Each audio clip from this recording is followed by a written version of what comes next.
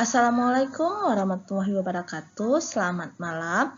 Nah, kita ketemu lagi di video yang kedua yang membahas tentang e-kinerja. Nah, di video kali ini kita akan bahas tentang pengisian e-kinerja bagi dosen. Langkahnya masih sama. Yang pertama, silahkan buka Google dan isi e-kinerja pada laman Google. Nah, berikutnya pilih e-kinerja pada tampilan yang pertama. Kemudian, klik login. Lalu, masukkan username yang biasa merupakan NIP. Berikutnya, password, kemudian silahkan sign in. Nah, berikutnya akan muncul tampilan seperti ini. Tempat tanggal lahir, jabatan, perangkat, tanggal lahir, TMT, golongan, gelar, serta jenis kelamin. Berikutnya ada unit kerja. Nah, jika unit kerja kita belum sesuai, maka kita dapat melakukan pengeditan dengan mengklik edit profile. Jika sudah sesuai, tetapi masih ada item pangkat yang masih belum benar, silahkan lakukan sinkron pada si ASN. Nah, karena saya ingin mengedit lokasi unit kerja saya yang tadinya adalah lembaga penjaminan mutu, saya akan mencoba mencari fakultas adab dan dakwah. Nah, di sini silahkan tulis fakultas unit kerjanya, fakultas adab dan dakwah. Apakah Bapak dan Ibu berasal dari Universitas Syarif Hidayatullah kah, atau UIN Gunung Jati, atau Sunan Kalijaga, atau yang lainnya, silahkan scroll ke bawah. Nah, setelah nanti di-okekan sesuai dengan pilihannya dan unit kerjanya, maka tampilan akan seperti ini. Ini berubah menjadi Fakultas Usuluddin Adab dan Dakwah dengan unit kerja IAIN Langsa. Berikutnya, klik SKP, maka akan muncul tampilan seperti ini.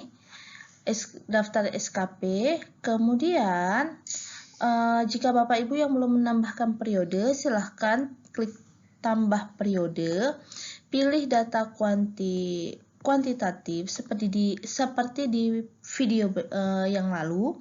Kemudian kita akan membuat detail SKP, klik detail SKP. Nah, berikutnya tampilan akan seperti ini, sasaran kinerja pegawai. Kemudian kita akan klik tambah RKH. Nah, akan muncul seperti ini lamannya, tambah RKH. Ada item rencana kinerja atasan yang telah diinventasi. Kemudian jenis RKH, kemudian rencana kerja hasil. Nah, kemudian kita akan klik panah yang ke bawah. Nah, akan muncul laman pilihan. Ini di sini untuk Fakultas Usuluddin Adab dan Dakwah. Nah, kebetulan dekannya telah membuat tugas utama RKH-nya adalah terlaksananya pendidikan dan pengajaran yang berkualitas untuk meningkatkan kompetensi. Nah, jadi RKH di sini yang harus diisi adalah kalau utama bagi dosen itu ada 3, pengajaran, penelitian, dan pengabdian kepada masyarakat. Tugas utamanya. Nah, untuk jenis RKH kita akan memilih item itu yang utama. Nah, untuk rencana hasil kerja di sini saya buat adalah terlaksananya pendidikan dan pengajaran yang berkualitas pada Fakultas Usuluddin dan Dakwah. Berikutnya kita tambahkan indikator, klik tambah indikator. Di sini ada 4 aspek kualitatif, aspek kuantitatif, waktu, dan biaya. Nah, jadi di sini saya isi yang kuantitatif terlebih dahulu. Nah, di sini untuk yang kuantitatif, indikatornya itu jumlah SKS yang diampu dan targetnya di sini 26 SKS selama 1 tahun. Berarti di sini sudah termasuk pada semester genap dan semester ganjil. Untuk aspek kualitatif, kita akan mengisi jumlah pertemuan yang dilaksanakan setiap semesternya pada setiap mata kuliah. Di sini saya membuatkan target adalah 16 pertemuan, Bapak Ibu sekalian. Jadi saya ambil jumlah pertemuan maksimal. Nah, berikutnya pada aspek waktu saya akan buat di sini. Indikatornya periode pelaksanaan, targetnya 2 semester. Setelah kita mengisi ketiga aspek, tampilannya akan seperti ini: kuantitas, kualitas, dan waktu. Nah, demikian juga jika kita ingin menambahkan RKH tadi lagi untuk rencana hasil kerja atasan yang diintervensi adalah melakukan penelitian, publikasi karya ilmiah pada jurnal terakreditasi nasional atau internasional bereputasi. Kita dapat memilih jenis RKH-nya utama dengan rencana hasil kinerja itu mempublikasikan karya ilmiah pada jurnal yang terakreditasi nasional. Nah, ini tampilan Bapak Ibu sekalian jika Bapak dan Ibu telah mengisikan tambahan 3 indikator untuk penelitian Bapak Ibu sekalian. Jadi di sini ada item untuk yang kuantitatifnya, kuantitasnya di sini ada 3 artikel. Kualitasnya itu 90% atau boleh ditulis rentang dari 90 ke 100. Kemudian waktunya selama waktu 1 tahun. Nah, jadi persentase ini semakin nanti tinggi persentase, maka nilai dari SKP Bapak Ibu akan semakin tinggi. Maka untuk Bapak dan Ibu sekalian yang baru menjadi dosen, nah mohon untuk diperhatikan nilai persentase ini ya Bapak Ibu sekalian. Nah, untuk pengabdian masyarakat, kita juga dapat memilih di sini pada rencana intervensi yang sudah dibuat oleh atasan. Di sini saya mengkoordinasi dan melakukan pengabdian masyarakat yang melibatkan mahasiswa. Di sini masih jenis RKH-nya yang utama. Rencana hasil di sini membuat dan atau menuliskan hasil kegiatan pengabdian kepada masyarakat yang dipublikasikan di jurnal pengabdian masyarakat. Nah, jika Bapak Ibu tidak mempublikasikannya ke dalam jurnal juga tidak apa-apa. Bapak Ibu sekalian dapat melakukan menulis di sini dengan menuliskan bahwa telah melaksanakan pengabdian kepada masyarakat. Nah, nanti buktinya dapat berupa laporan Bapak Ibu. Nah, Bapak Ibu sekalian, jika Bapak Ibu telah mengisikan tambahan indikator yang kuantitas, kualitas, dan waktunya akan seperti ini tampilannya Bapak Ibu sekalian. Kuantitas itu berapa banyak publikasi yang kita hasilkan selama penilaian SKP ini selama 1 tahun, apakah 1 artikel, apakah 2 atau 5. Sedangkan pada kualitas ini kan persentase ketercapaian hasil dalam menulis. Nah, kalau Bapak dan Ibu, kalau untuk pengajaran itu diharapkan memang harus tercapai 100%. Tetapi untuk item pengabdian masyarakat kah, penelitian, atau penulis buku itu boleh di bawah 90%. Jadi persentase ini sangat penting untuk diperhatikan. Jika semakin tinggi persentase, maka nanti nilai SKP-nya semakin besar. Nah, jadi untuk tahun depan takutnya apakah kita dapat menjaga persentase tersebut tidak turun karena persentase pegawai ini harus semakin lama itu semakin meningkat, bukan semakin menurun ya Bapak Ibu.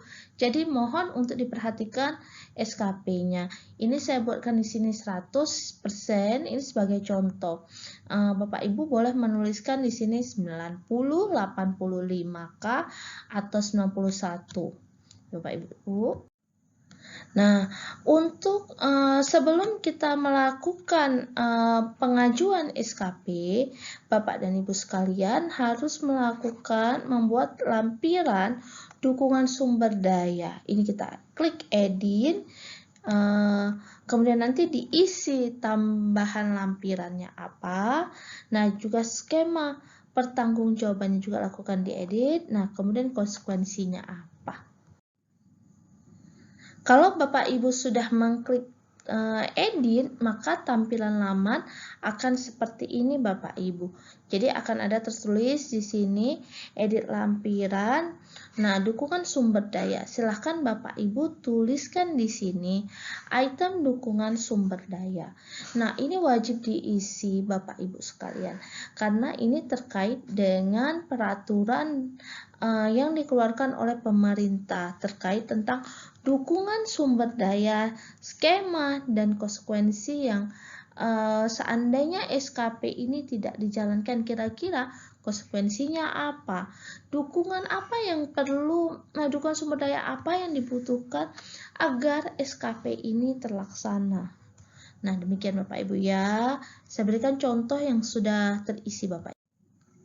Nah, ini yang saya isikan pada dukungan sumber daya Bapak Ibu sekalian.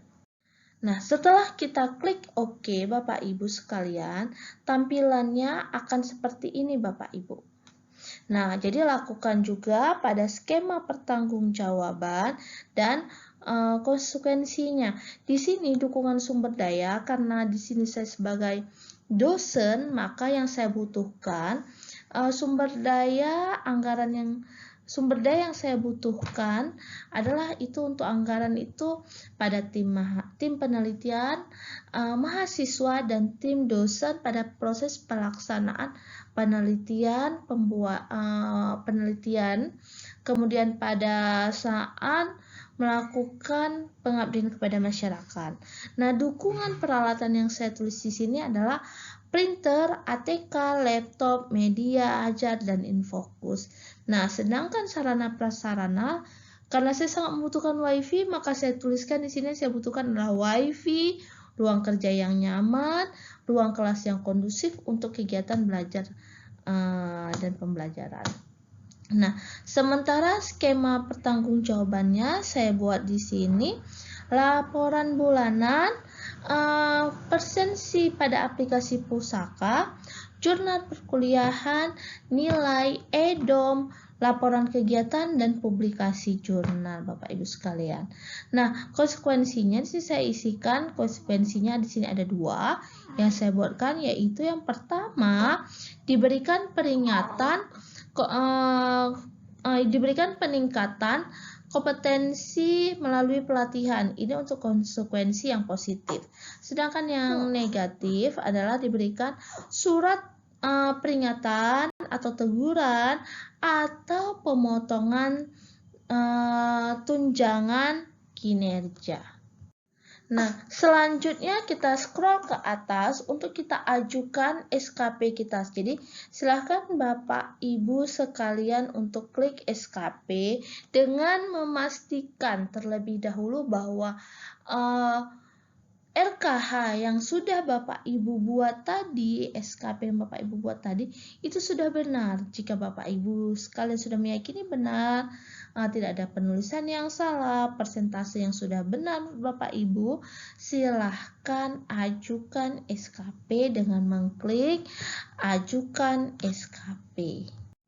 Nah, nanti akan muncul laman seperti ini. Jika Bapak Ibu sudah yakin, silahkan klik OK Bapak Ibu sekalian. Nah, Bapak Ibu, ini tampilan SKP yang sudah Bapak ajukan. Jadi tampilannya sudah seperti ini Bapak Ibu. Yang tombol hijau dan kuning tadi sudah tidak ada lagi Bapak Ibu. Jadi di sini Anda sudah tidak dapat mengedit lagi SKP Bapak Ibu sekalian. Nah, demikian panduan pengisian SKP yang saya buat. Nah, untuk proses validasi SKP dan melengkapkan bukti SKP, kita akan ketemu di video berikutnya. Assalamualaikum warahmatullahi wabarakatuh.